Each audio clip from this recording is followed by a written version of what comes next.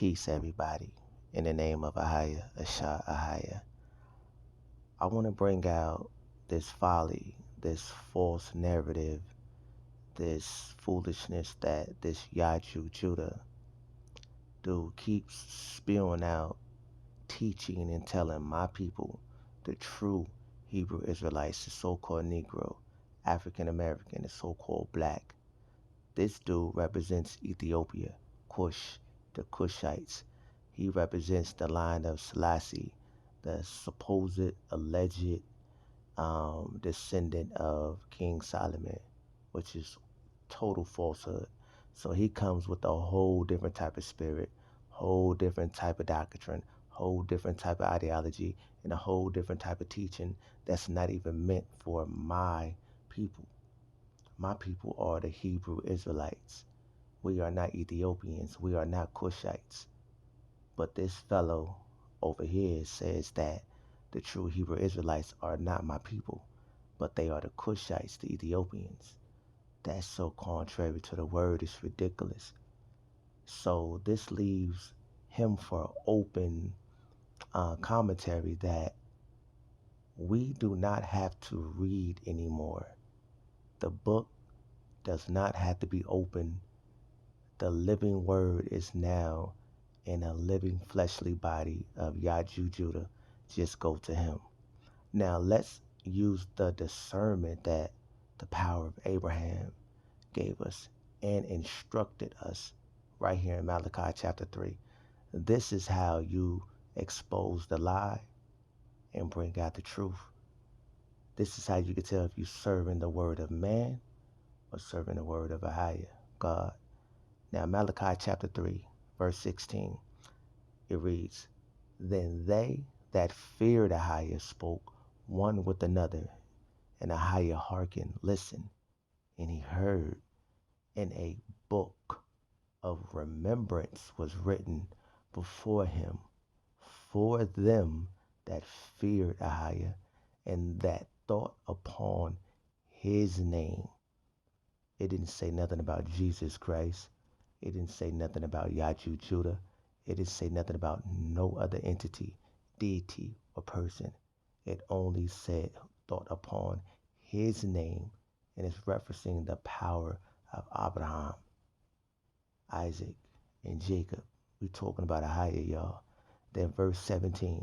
This is for the Israelites, the so-called African American, the so-called Negro, the so-called black, the oppressed ones, my people, Ahia's people, the people I love, the people he loved.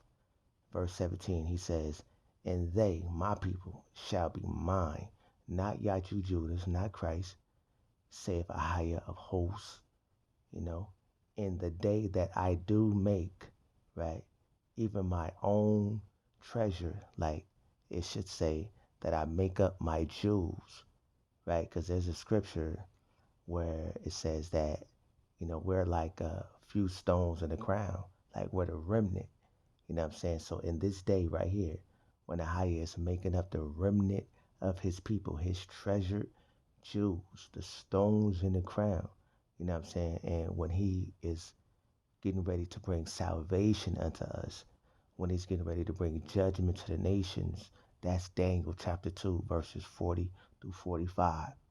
All of this is in correlation. So when he's ready to do that, ready to take them down, ready to restore our kingdom, our land, and he's ready to raise up his kingdom, kingdom of Ahia, and restore the lineage of Jacob, and restore the lineage of King David and his dynasty, true dynasty.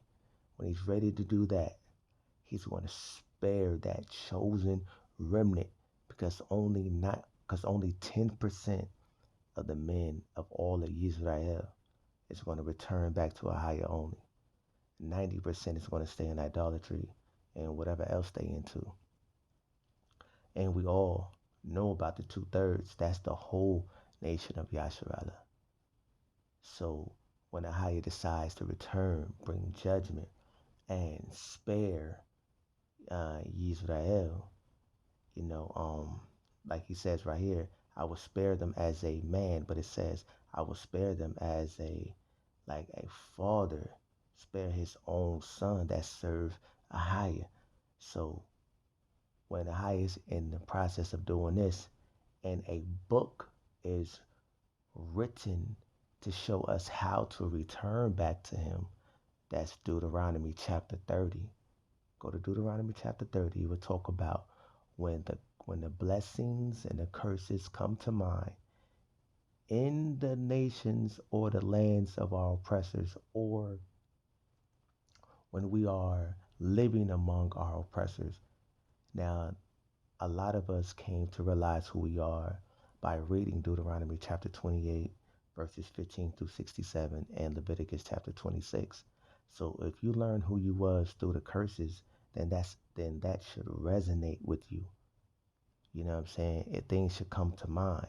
And then once that comes to mind, then you should know that all these different religions and ideologies and doctrines that we are up under or we've been taught by our oppressors is the ideology of it's the ideology of fools. It's not the word of a higher that we have to return. It's Baal worship. It's the doctrine of our oppressors. Then once we realize that, then we're like, you know what? It's time to return back to a higher only. And then we got to return back to these laws, learn them, because when he bring down these nations and he's ready to restore Israel, we're gonna have to know how to keep them. So once he's ready to do that, you know, he has a book already in place set for us to learn his ways, his customs, his names, the reason why we went through our oppression, the reason why we are going through our cruelty, the reason why we are under our enemies and our oppressors.